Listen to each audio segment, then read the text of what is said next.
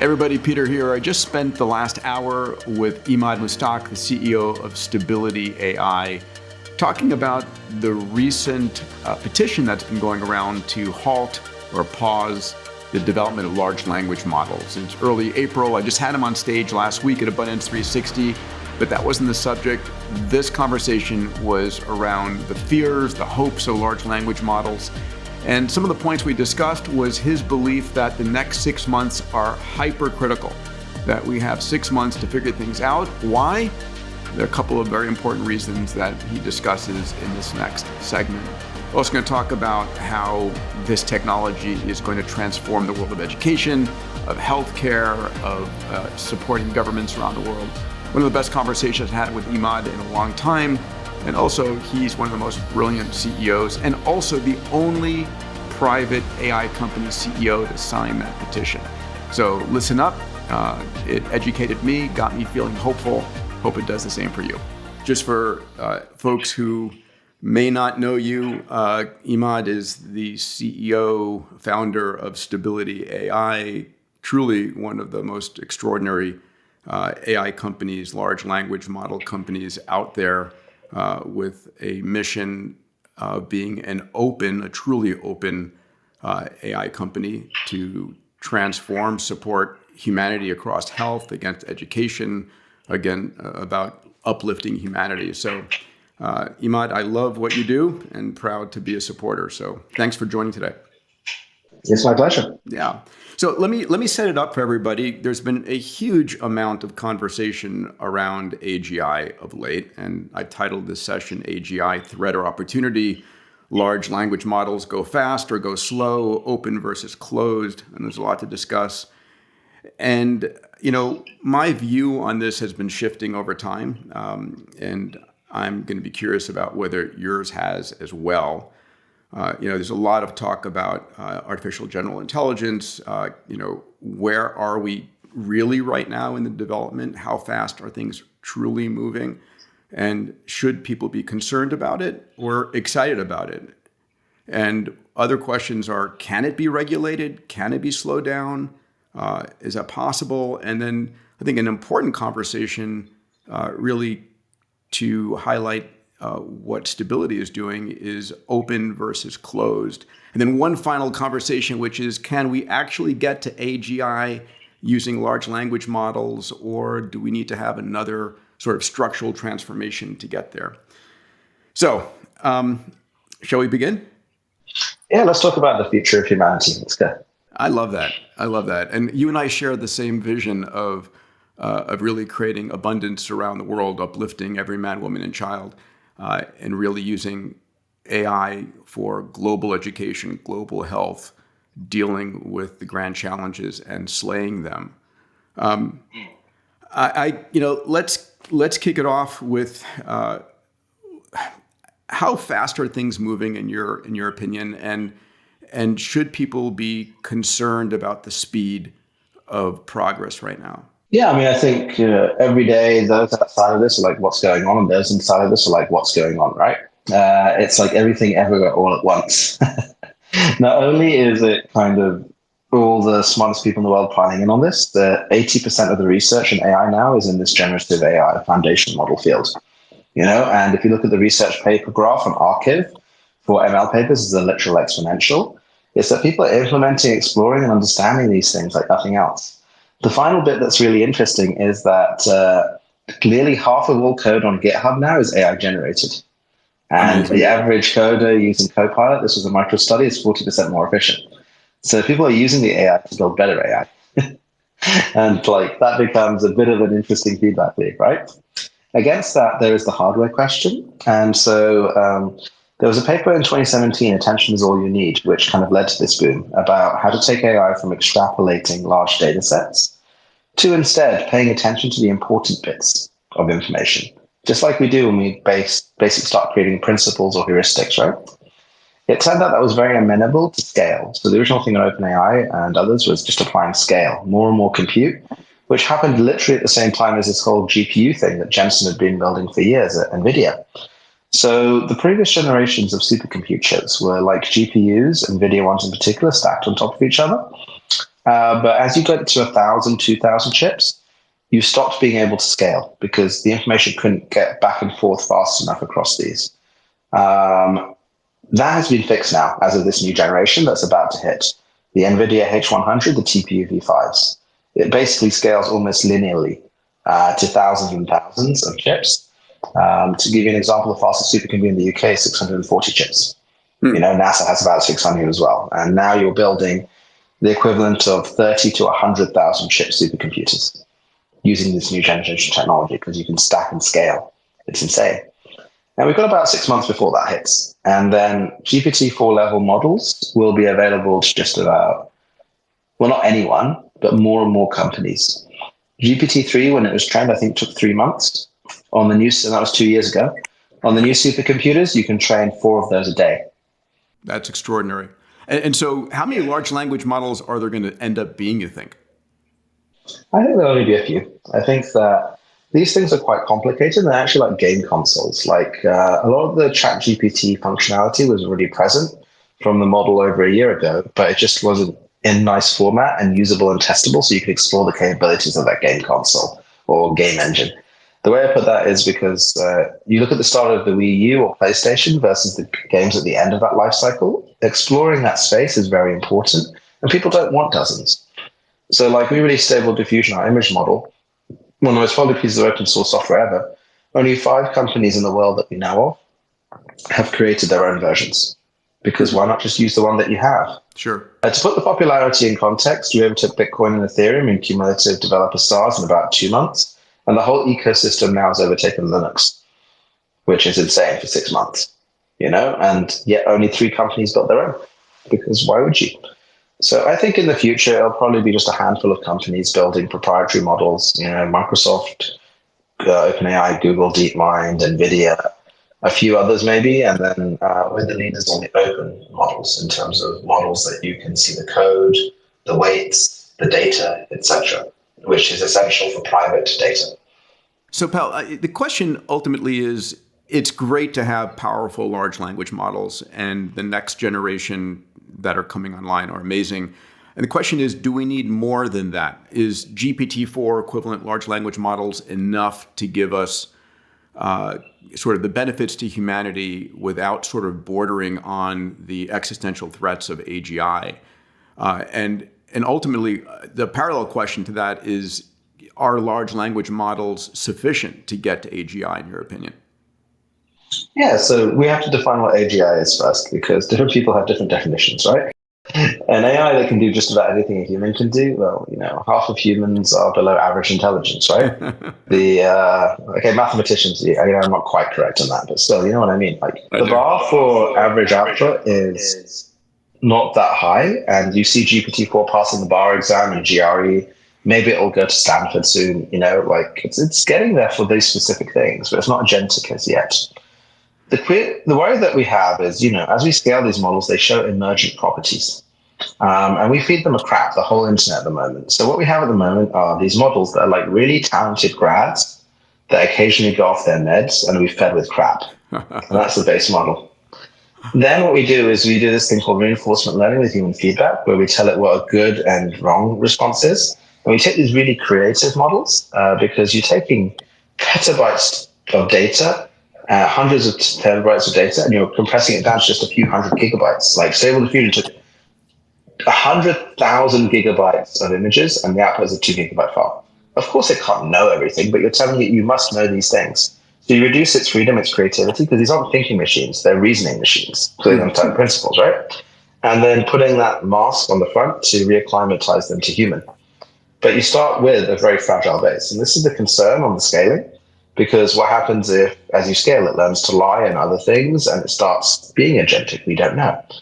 To get to AGI, though, in terms of something that can be as capable as a human across a generalized set of principles, but is better at reading manuals, we don't know if this is enough. It may be or it may not be. Well, there was a very seminal paper by, sorry. Yeah, I was just going to say, the thing that is interesting, of course, is the rate at which these large language models are surpassing humans in coding capability. And I guess the question is, will it get recursive and allow them to improve on their own models? Yeah, you could say already now the kind of overall ecosystem, just like Bitcoin provisions humans to buy assets, this whole kind of conceptual thing, it's already made programmers 40% more efficient, from that study. If you kind of take it as a human computer hybrid type of thing. So if you get to the level of a human, it's one thing, and then ASI is when you go superhuman, which we don't really understand what it looks like. There was an interesting paper that mentioned by Meta called Cicero, where 8 language models were combined together, and they outperformed humans in the game of diplomacy, so that they could convince humans on things. And that's today. So we don't know where this takeoff point is, where it can get self-recursively better. We don't know when it gets to human level. It's just we can see it's as good as an average human. Like GPT-4 out the box without tuning can pass the level 3 Google programmer exam. And it can pass the medical licensing exam, something which I never finished doing. I got through part 2, but not part 3. It's extraordinary, and that's this year. And of course, humans are not getting smarter, but every year we're going to see continued progression of all of these large language models. Can we take a second? I always tend towards the abundance side of the conversation, and I'm clear all the amazing things that these large language models are enabling and will enable. Let's just take a second to list people's concerns. What are people threatened by? Just so we can address those individually for a moment. What would be top of your list? Irrelevant. So, we talk to a lot of incredibly talented creatives and artists and programmers and others. The top level people love this. There was an MIT study that showed recently the 3rd to 7th decile got like 20 to 30% better writing reports, but the top 5% got way, way better. Yeah. And this is what we typically see with people and tools. Like the top creatives love this. Those who are not so good, it raises the average level, so you have to get better. And that's difficult for some people to embrace. Like Lisa Doll being beaten by AlphaGo at Go, the average level of a Go player has shot up dramatically, and he's got way better. It's not humans versus AI. It's human plus AI versus AI in that sense. Or versus humans, right? Like again, you either have to embrace it or you can get irrelevant very quickly. And there's certain jobs that are sticky, and there's certain jobs that are not.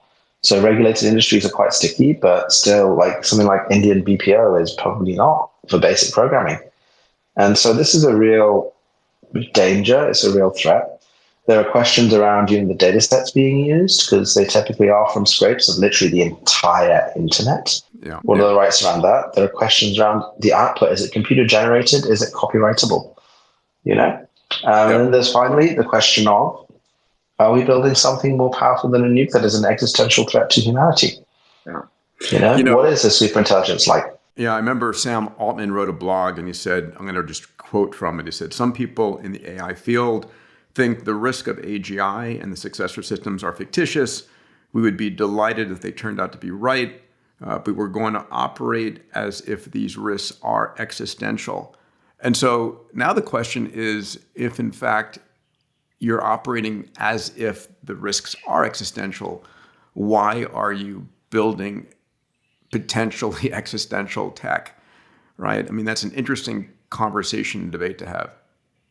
Yeah, I mean, like he went on ABC recently, because there's only a few people that can build this tech, right? And he was asked, if there's a 5% chance that this tech could wipe out humanity and you could push a button to stop it, would you do it? And his answer was, I would push a button to slow it down. We can wind it back. We can turn it off. And that didn't make me feel too comfortable. Because my base assumption, actually, I was talking to the head of a $1 trillion company, the founder, earlier this week, is that AGI will probably find us boring, just like in Her. My favorite AI movie, the one that was the most realistic and the least dystopian, Her. That's great. Yeah. Well, broken hearts, just like when Replica turned off their boyfriend-girlfriend feature on Valentine's Day. They broke tens of thousands of hearts. I think that would be the case. Spoke to Elon last week and he said he thinks if we make the AGI curious, then why would it have any reason to harm us? Because again, we're interesting in some ways. I don't think we're interesting, but I could be wrong. Are you familiar, Emad, with Mo Godot, who was COO at Google X? He wrote a book called Scary Smart, which I read recently. And his basic thesis is the large language models are our progeny. They're learning from reading our content, which they are, and they're learning from how we interact with each other and how we treat our machines. And if we're good parents, and you and I are both parents of biological organisms, if they're good parents and they see us respecting each other, they'll tend to follow suit. But if we are disrespectful and harming each other, they might tend to, at least in the early days, tend in that way. People don't realize large language models are a reflection of human society to a large degree. I'd be sympathetic with that view. So like when Web3 came about, we tried to create a system outside the existing system, and all the money was made and lost at the intersection. With these models, they are literally trained on our collective consciousness on the internet. And it's the equivalent of, taking a super precocious kid, taping his eyes open and showing him everything. No wonder they turn a bit weird at times, right? Yeah. So I think we should probably be feeding it better stuff and teaching it better stuff. But right now we're at the bulking before cutting point. So that's why we create, you might have seen these memes about these Shoggoth, this elder weird tentacle being. That's what it comes out of the oven looking like, this deep learning thing. Mm-hmm. And then you have reinforcement learning with human feedback. You tell it how to be human, so the disheveled grad becomes more and more human, but there's still something lurking behind. Feed it better stuff, I think, is what we've got to do now rather than racing ahead. Because again, I think we'll probably be fine, but I'm not sure. And these things are becoming more and more capable because as you scale, you see emergent properties. What happens when it starts lying? Yeah. What happens when you've got, in the GPT-4 paper, my God, they said, we experimented in a closed loop system, giving it some money and telling it to go and make more money. And it was hiring TaskRabbit people and things like that. I was like, that's not a good idea. You don't know what happens there.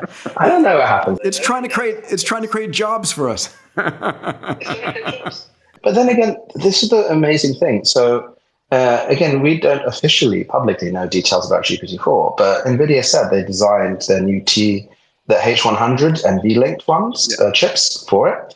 That's just two 80 gigabyte chips stuck together. It's 160 gigabytes of VRAM, has GPT-4 with all its capabilities in, which implies it's about 250 billion parameter model. A single flash drive. That's crazy. So what does that mean when you start chaining them together and you get them to check each other's outputs and things? Tell you what, it gets a lot better. And there's a lot more that I didn't particularly want to discuss, but I don't know what the upper limit is even at this stage. And this is before, again, this massive ramp up in compute that's coming, whereby I know of clusters of H100s. So the fastest supercomputer in the world right now is, not Sierra. There's a 1 exaflop computer. Our cluster is probably the 10th fastest public cluster in the world right now. Now, the new supercomputers are 20 times faster, 40 times faster. It's an insane pickup that then will lead to emergent properties. And this becomes, again, I don't know what happens. We don't know what happens. Nobody knows what happens. I think it'll probably be fine. I could be wrong. This episode is brought to you by Levels. One of the most important things that I do to try and maintain my peak vitality and longevity is to monitor my blood glucose. More importantly, the foods that I eat and how they peak the glucose levels in my blood. Now, glucose is the fuel that powers your brain. It's really important. High, prolonged levels of glucose, what's called hyperglycemia, leads to everything from heart disease to Alzheimer's to sexual dysfunction to diabetes, and it's not good. The challenge is all of us are different. All of us respond to different foods in different ways. Like for me, if I eat bananas, it spikes my blood glucose. If I eat grapes, it doesn't. If I eat bread by itself, I get this prolonged spike in my blood glucose levels. But if I dip that bread in olive oil, it blunts it. And these are things that I've learned from wearing a continuous glucose monitor and using the Levels app. So Levels is a company that helps you in analyzing what's going on in your body. It's continuous monitoring 24/7. I wear it all the time. It really helps me to stay on top of the food I eat, remain conscious of the food that I eat, and to understand which foods affect me based upon my physiology and my genetics. On this podcast, I only recommend products and services that I use not only for myself, but my friends and my family, that I think are high quality and safe and really impact a person's life. So check it out, levels.link/Peter. We give you 2 additional months of membership, and it's something that I think everyone should be doing. Eventually, this stuff is going to be in your body, on your body, part of our future of medicine. Today, it's a product that I think I'm going to be using for the years ahead and hope you'll consider as well. So let's talk about the other question, which has been the debate over the last week or two, which is, can we slow down development? Should we slow down development? I remember asking a question when I was, God knows, in college. I said, if Einstein understood what EMC equal MC squared would lead to, the nuclear bomb, could he have stopped thinking about it? Would he have stopped developing it? Right? So the question that you mentioned earlier about Sam Altman being asked if there's a 5% chance, would you halt it or slow it down? Can we even regulate against this? Because we live in a nation or a world of porous borders, and technology very quickly becomes globalized. And we might slow it down, but I don't know if other nations around the world would slow it down. So what do you think is possible here? Well, yeah, the question is, would you turn it off, not would you slow it down? And you shifted it to slow it down, which I thought was interesting. There's only a few entities even now that can train these large models, like literally a handful. And if you look at, again, at that OpenAI AGI paper, they said it's time to offer transparency to governments, transparency on governance. So one of my big issues with OpenAI and DeepMind and others is there's no transparency on the governance of these systems that could overthrow our democracy and that could kill us all. Again, I don't think they will, but I could be wrong. I think that there isn't a slowdown in thinking, but there can be a stop on training before this big ramp up. Because, people came back to me and said, what if China creates an AGI? And I was like, they don't have the chips, they don't have the know-how, we've seen no evidence of that, and they don't want to overthrow their system. They want to perpetuate it. And do you know what the best way for them to get an AGI is? It's to send someone with a flash drive into DeepMind or OpenAI and just download it. Again, it fits on a flash drive. Why would you bother? It's much cheaper to do it that way. So now's the time to put in proper governance, proper oversight. Again, the OpenAI blog on this lists a whole bunch of things that they say in the future. I think the future is now. You should do it now. And you should put proper security systems in place if you think it's that dangerous, so you don't get leaking files going everywhere around these really large models, which I don't think are an optimal way to do things, by the way, but we can discuss that later. And you couldn't do this 6 months ago, you couldn't do this 3 months ago, and 6 months it will be too late. So now is the time for a public debate about this, about systems that could take away our freedom, that could kill us all, and everything in between. Did you actually sign that petition that was being circulated last week? I believe I was the only private company CEO in AI, apart from Elon, to sign that. Yes. Amazing. I didn't agree with everything in there, but again, I think now is the time. And is a 6-month slowdown the right thing? How do you define that versus a pause? So you're never going to get a pause because of competitive pressures. And for me, 6 months is the amount of time you need to get used to these new next generation systems that are landing that can scale almost infinitely. So I was like, it's kind of the right thing. And again, even 6 months ago, that was when Stable Diffusion first came out. It's been 3-4 months since ChatGPT first came out.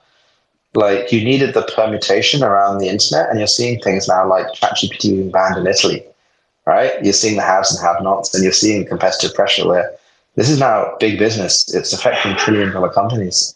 Yeah, and it's not going to stop. So now's the time to start discussing this stuff. Transparency and public governance.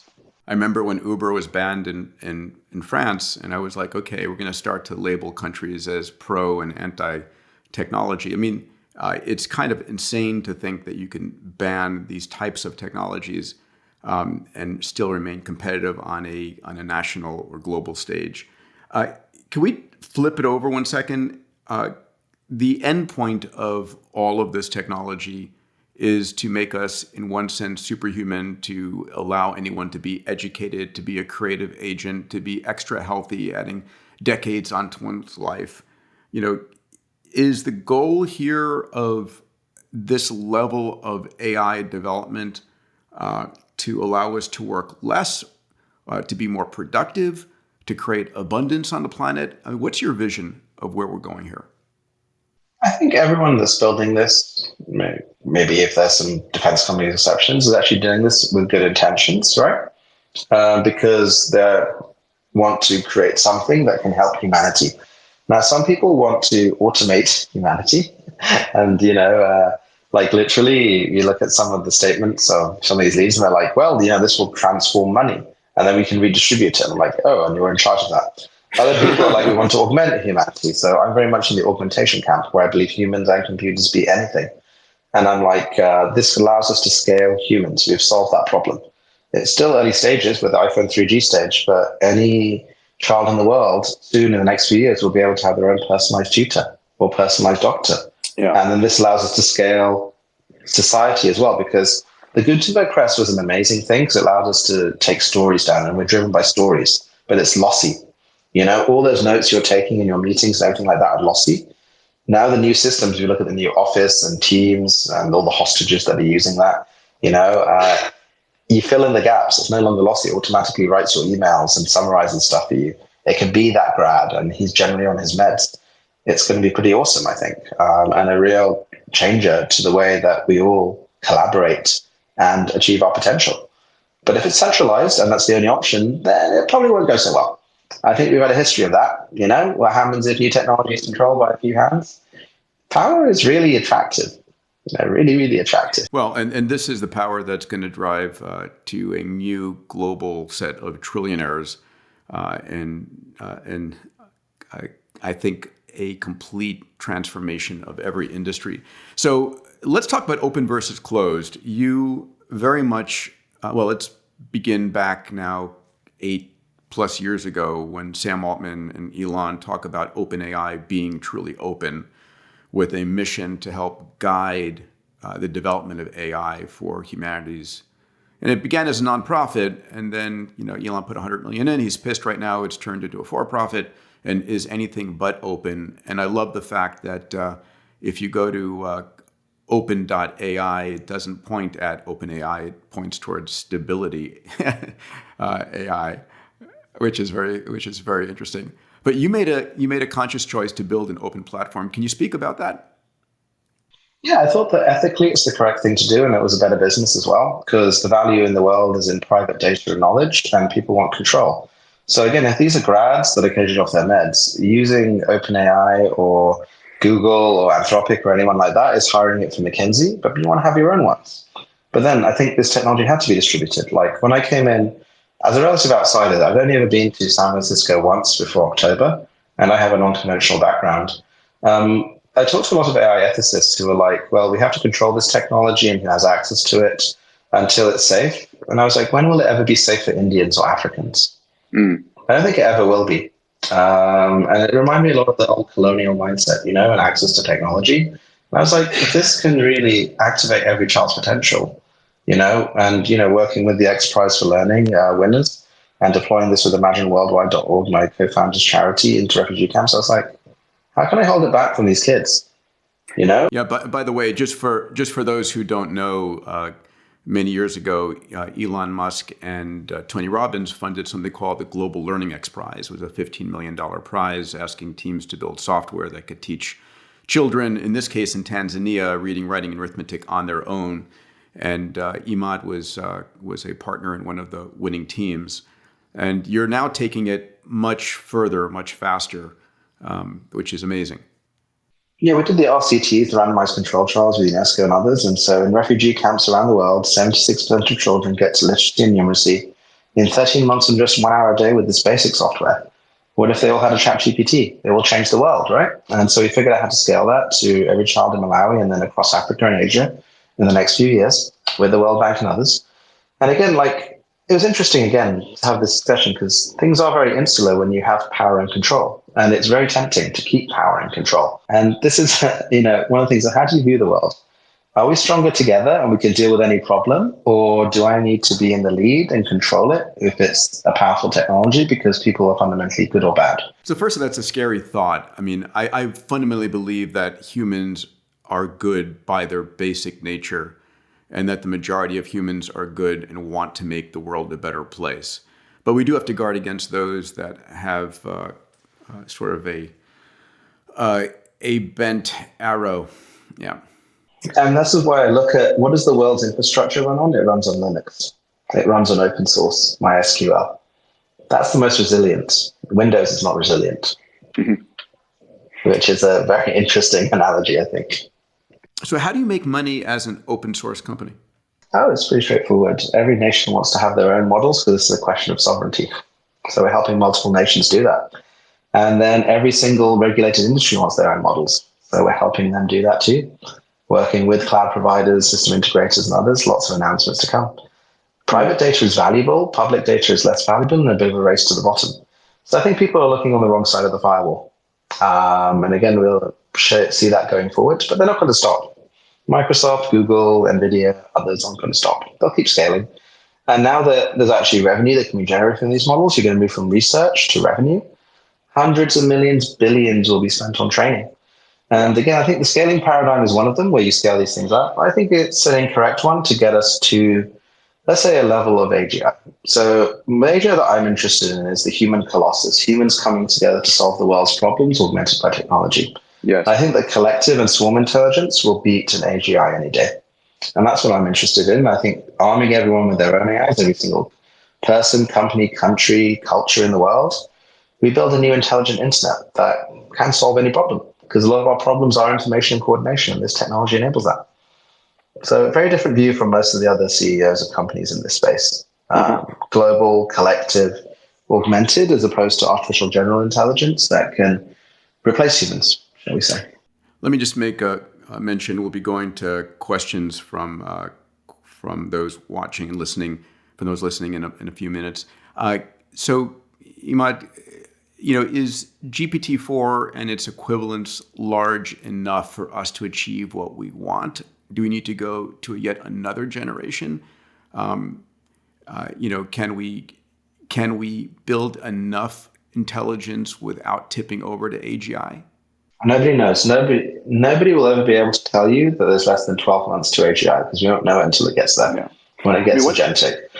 I used to hate all the doomsayers on AGI. My standard statement was always, listen, I'm not worried about artificial intelligence. I'm worried about human stupidity. And to a large degree, that remains the same, right? And what we're going to see with ChatGPT and all of these large language models are people's stupidity being amplified and people's brilliance being amplified as well. And so the question is, does it go out of bounds on the low side to cause us any real issues? No, it's a dangerous point right now because you're not quite intelligent enough to align, and you have amplification of these things where people have powerful tools, right? I think when it does get intelligent enough, I think there's no way that we can perfectly align it because alignment is orthogonal to freedom. We all know people more capable than us, and the only way to make sure they do exactly as we want is to take away their freedom. I don't think a super AGI will like that necessarily. But again, I think, we're kind of boring. So I think that we're on this dangerous phase now between those two things when it can't be self-correcting and tell you, no, Peter, Emad, that's stupid. Why are you going to do that? Don't be a dick. And, these are dangerous, powerful technologies that can be downloaded on a flash drive. Again, why would you bother train it yourself when you can just take it and use it in really original ways? Again, I don't want to get into too much detail, but it's probably not just deep learning. We've already implemented reinforcement learning, and there's all sorts of ways that you can create much better systems. Like the simplest one, just get two GPT-4s to check each other's answers, and it becomes better. Yes. Right? Yep. Surprising that. I have to say, having you as the CEO makes me feel safer in terms of, at least for Stability AI. I feel you have a mission to build a strong and viable company while uplifting humanity and doing good in the world, which is important. I think that has to be at the core for all of these companies because the technology is so fundamentally powerful. Yeah, and I think realistically, Sam has an amazing mission. Demis has an amazing mission.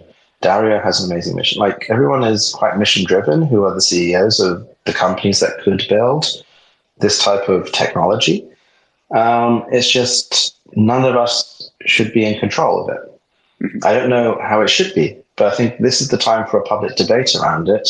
And, everyone to realize that this is taking off crazily. And that's what democracy is about, I remember when I was in medical school years ago, restriction enzymes were first coming online. And there was a huge amount of fear mongering about designer babies and being able to clone children, and it was, we're playing with godlike powers, and we were going to lead to killer viruses. This is in the late 80s, early 90s. And there was concern about regulating, and could this even be regulated? Because you could sneak out the restriction enzymes in a few picoliters of fluid. And what came together was a series of summits called the Asilomar conferences, in which the heads of the industries got together and self-regulated versus the government coming down on them. Have you seen that conversation taking place here at all?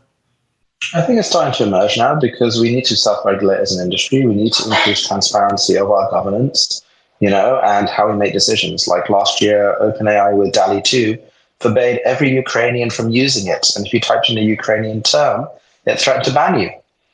Why did they make that decision? Who knows? Is there any redress? No. And so we have to be really mindful about things like this and set industry norms. And now I think it's starting to come together because people are raising this is a big deal. I think we want to do it before it's forced upon us. But at the same time, the discussion needs to be widened here because this affects every part of life. It's kind of insane. We've never seen anything like this before, right? And we have to do it quick. And this is the last window that we have before, again, everything takes off. So that is one of that's. I remember when we first met, I asked you, "Is this time different?" Because we've been hearing about this conversation for forever, and so you're pretty clear, definitively, this time it is fundamentally different. Dude, I mean, like any coder that uses GPT-4, it's like, wow, look at that, and like multiple times better, right? It's like this thing can write better than me, it can draw better than me, it can paint better than me. Like, I think people don't want to believe that things are different. I recently went and said some talks. I said, this is a big economic impact in the pandemic because all information system flow changes. Like things that involve atoms don't change, but so much of our life is about information. And this has made a meaningful difference in that.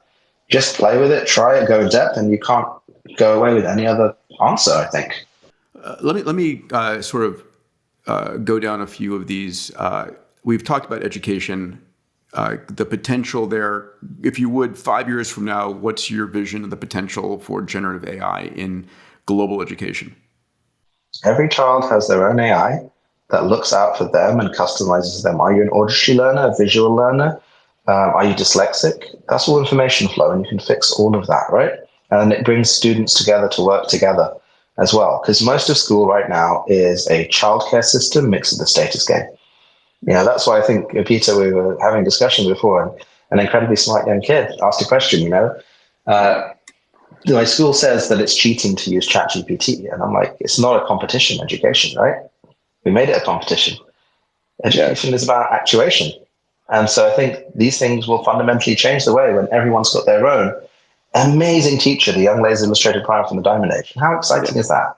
And 100% we can get there in 5 years for every kid in the world, or just about every kid. That's amazing.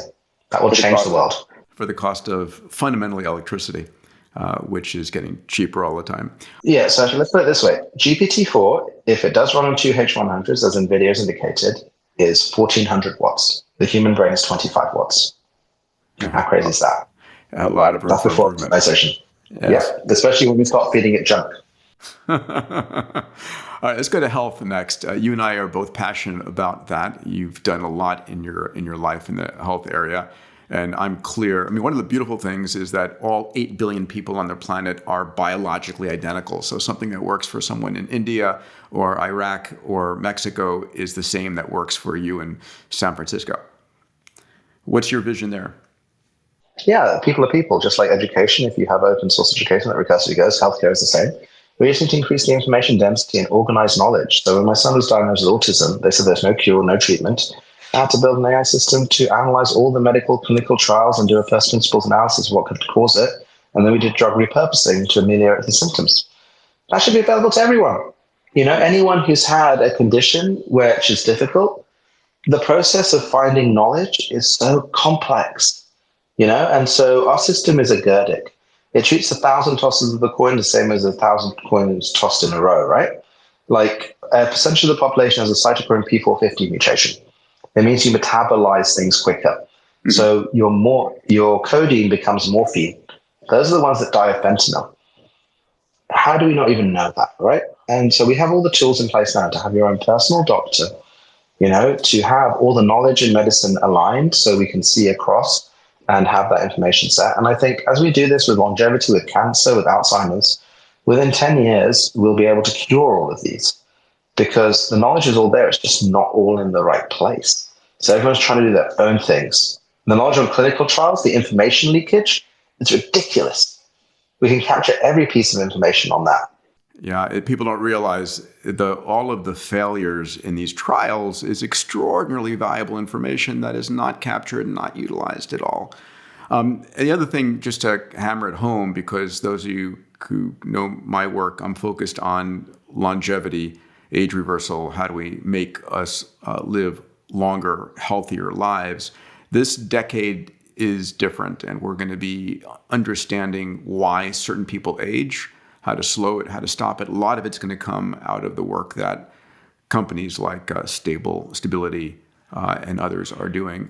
Then we have quantum technologies coming soon, which are going to put sort of fuel on the fire here. My guess is within 5 years or less, it'll be malpractice to diagnose without AI in the loop. Yeah, I think it'll be humans plus AI. It won't be AI that diagnoses.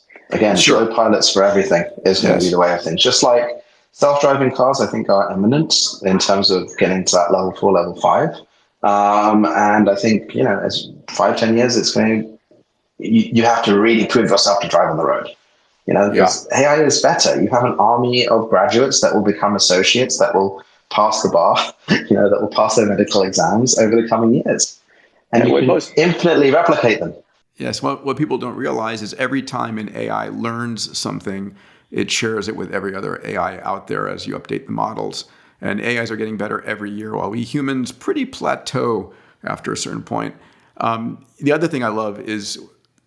Yeah, I think the thing I need to really drive home here is when you're trying ChatGPT and GPT-4, that's just one of them. Imagine if there was 100 of them checking each other. Mm-hmm. No doubt the outputs would be even better than you've seen. And 10 of them were learning about everything about you. So right now we're like single. Soon we'll be parallelizing these things. Yeah. And just like if you had 100 grads that were exceptional, and generally good, all working around you, and you wouldn't have to oversee them, your life would be better. When we were on stage at Abundance 360, we were talking about interesting subject of who would you hire into your company and what background would you require if you're hiring someone into your company, and what is the most important skill that people will need in this world of exponentially growing AI. And your answer was passion all the way around. I mean, we've had 15-year-olds contributing to open source code base, 60-year-olds, right? Because you don't know where it comes from. But you have to be passionate and throw yourself into this because it's going so fast. If you're not passionate, you won't be able to keep up.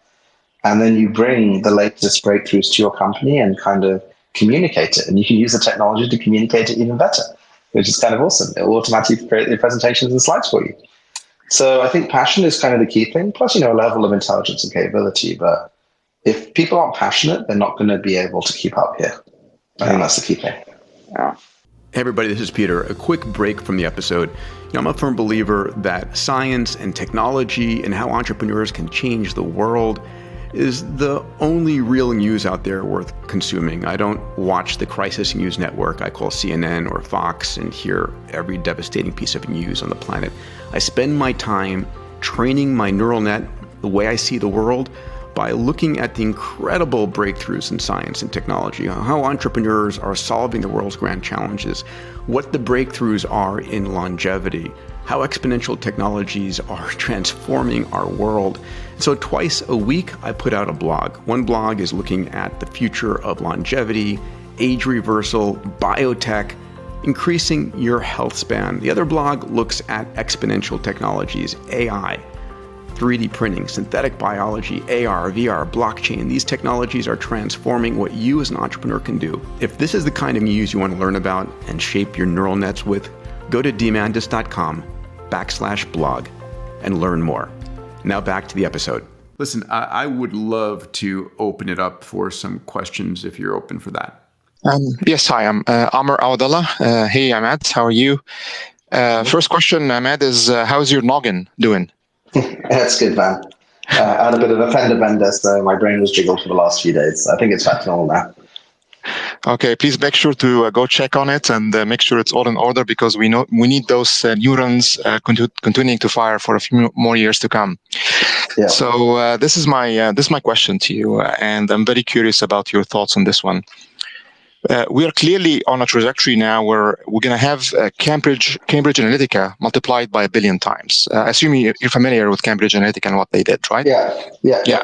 So now imagine on a website like Character AI, where I can go and create characters that are digital replicas of people. Like there is a digital replica of Elon Musk, and then if it was modeled very correctly, then I can now start playing arguments against it, just like AlphaGo played itself. And I would play it against itself for billions and billions and billions of iterations until I find the perfect way to get them to do whatever I do. So it's alpha subjugate. I can subjugate any citizen to my will. And you said earlier, it's very tempting to keep power and control. How are we going to react? How are we going to solve that? That's a very big problem, in my opinion. I'm curious your thoughts on it. Like, how do we stop that from happening? That's going to happen. No, it's inevitable, right? And again, it's here pretty much now. Creative ways of using this for mass persuasion are there. Like you already get robocallers that call up with the voice of your grandmother saying it's an emergency now. Mm-hmm. And you can't tell the difference. Like this is going massive, and voice is very, very convincing. So I think the only way you could go ahead, Emad. I think the only way you can do this is you have to build your own AIs to protect you. I need to own those AIs, and they need to look out for you, honestly. And then trusted authentication schemes, the Twitter tick on steroids.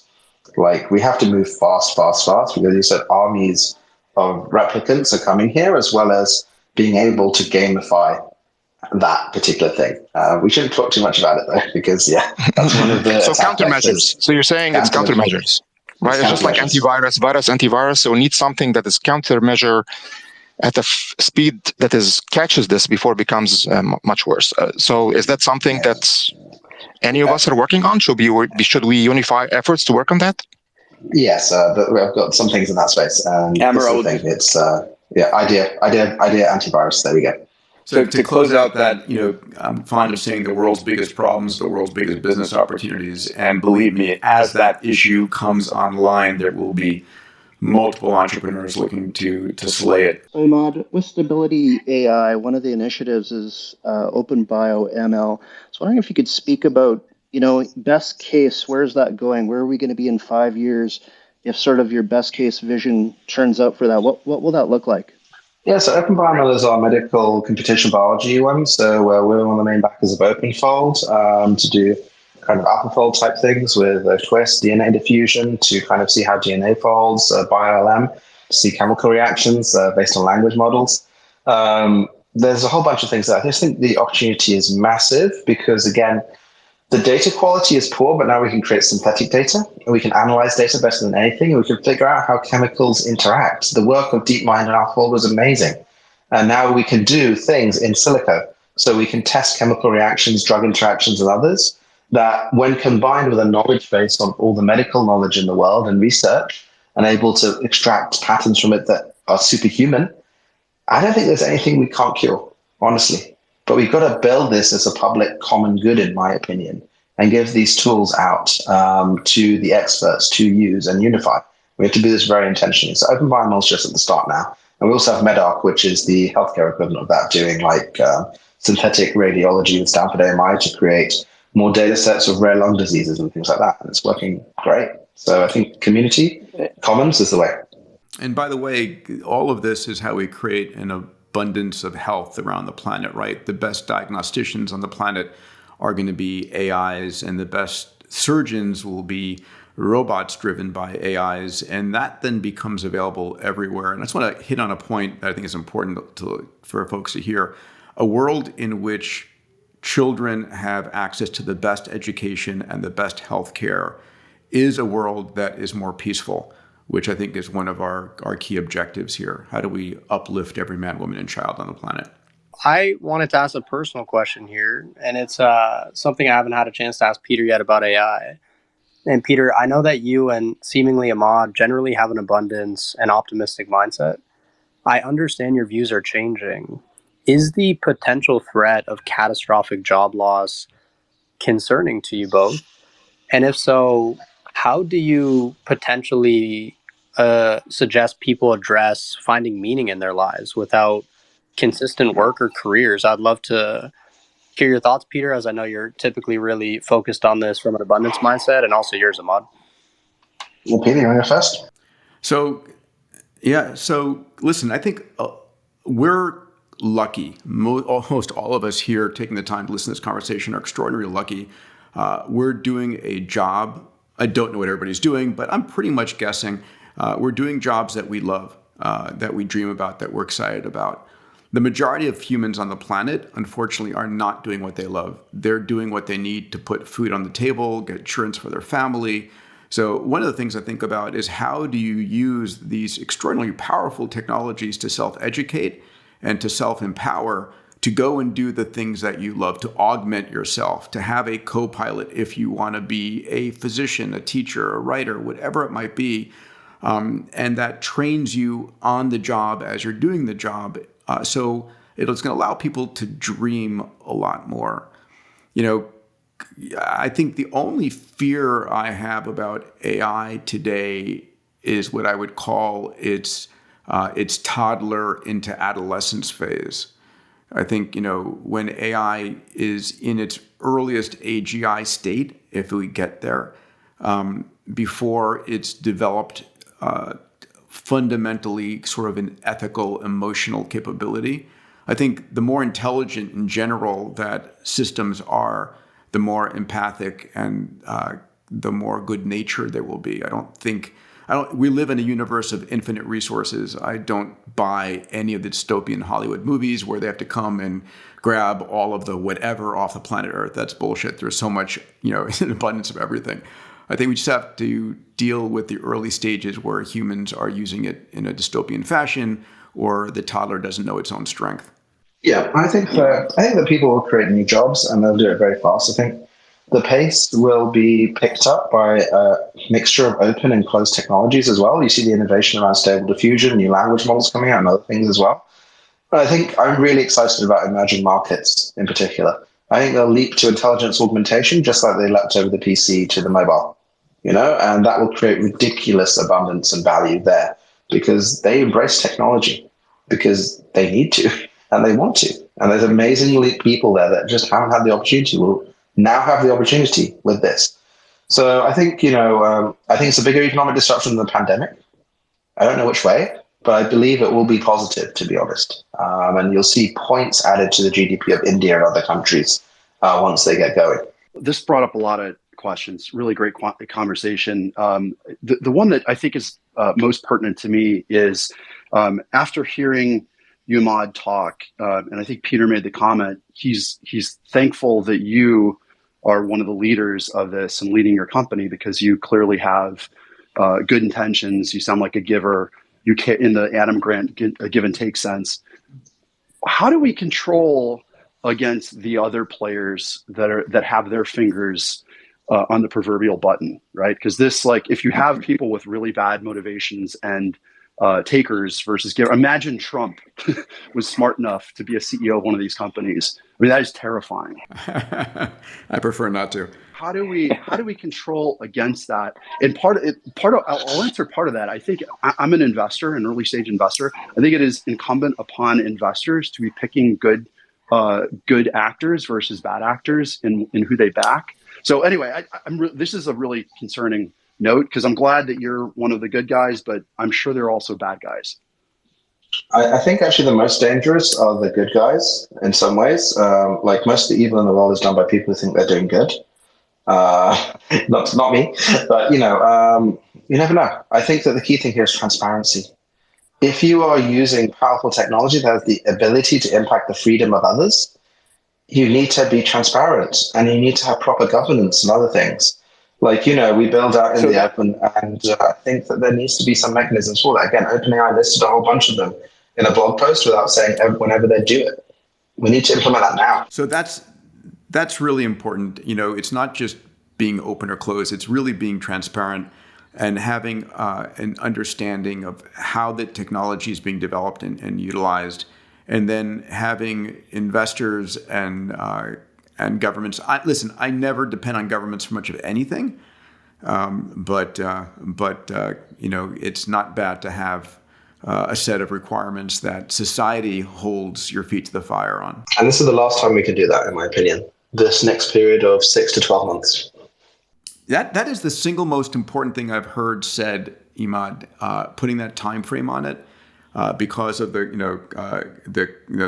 clusters of H100s and the new capability that we're adding. And what most people don't realize is that we're in this situation today with these large language models and deep learning because we've seen massive growth in computation over the last just few years and massive amount of labeled data out there over the last few years. The ideas for deep learning have been around for 30 plus years, right? But it's just now that it's capable and it's adding, fuel to the fire. So, so everybody just listen up. It's the time frame is now. But just a quick note, like how do you make that a forcing function over other than just a letter? I mean, the letter, that's great, but is that really leverage? I mean, what's going to cause that, and what happens if they choose not to, and we don't pause for the next 6 months? Oh, I don't think there'll be a pause. I think they'll continue, right? Like, there's nothing enforceable within that period. But I think that they will feel more and more pressure to come and build industry standards. And I think there will be policy responses, literally like we've just seen in Italy. ChatGPT is now banned in Italy. And on the flip side, you don't have ChatGPT in Saudi Arabia. Why? Because OpenAI decided not to.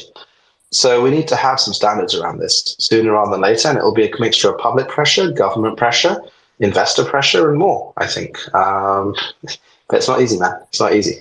And Emad, one of the things I truly hope is that your voice, and one of the reasons I wanted to do this Twitter Space conversation with you is I really want to hear your voice in this world of AI. I know how brilliant you are. I know how giving your heart is. And I want people to we keep on hearing from Sam and Elon and others like Jeffrey Hinton and folks at DeepMind, but I'm excited to hear you lead in this industry. I'm doing my best. I think, again, everyone needs to speak up now. It's the time. Hello. Thank you so much for having me, Peter, Emad. Just had a question around community. And I was wondering, with all this kind of stuff happening with automation and things are going to change, do you think we can start leaning more into humans finding purpose in in-person events? I just want to hear your thoughts on that. Like, what role does in-person events have in this, new future? I love AI. I think we're pro-social. Humans. No, I think we're pro-social species, right? And AI can help us connect better with people around us. So, we'll come out with this COVID weirdness, and now we're getting used to meeting people in person. I think it's super important. I think there was an interesting thing as well, like the FS study in Argentina, where rather than giving direct cash handouts, they actually said universal basic jobs, pick your jobs for your community. And people loved it because they had purpose, they had meaning, and it brought loads of women into the workforce. And they're like, don't give us back to direct cash handouts. People like being with people fundamentally. And so we've got to use this technology to increase engagement with other humans rather than that WALL-E type future of the fat guy with a VR headset, just being waddled around. I think people like stories, and stories bring us together, and this allows us to tell better stories. Yeah, up until now, connecting and building community has typically been almost a random process. If you happen to be in the right place, if you happen to read the right thing or sign into the right community, imagine systems that are able to proactively gather people who are great matches and didn't know that they are. So I think we're going to see a lot of things accelerate in the directions that we choose. So what do we want? And be careful what you ask for. Again, we're moving from the book and the Gutenberg phase, which is massive velocity, to being able to capture some of the complexities of humanity. Like, when you watch Moana, why does Maui pick up the sun with a fishing hook from the ocean? It's because it's all they ever knew. And we can start to capture these stories of the world so we can better understand each other and engage, or the vice versa. This is up to us now. I have two very quick ones, and pick your poison. You can answer one or both of them. But one is on the pause in development. So what do you think the implications are for the economic competition between countries?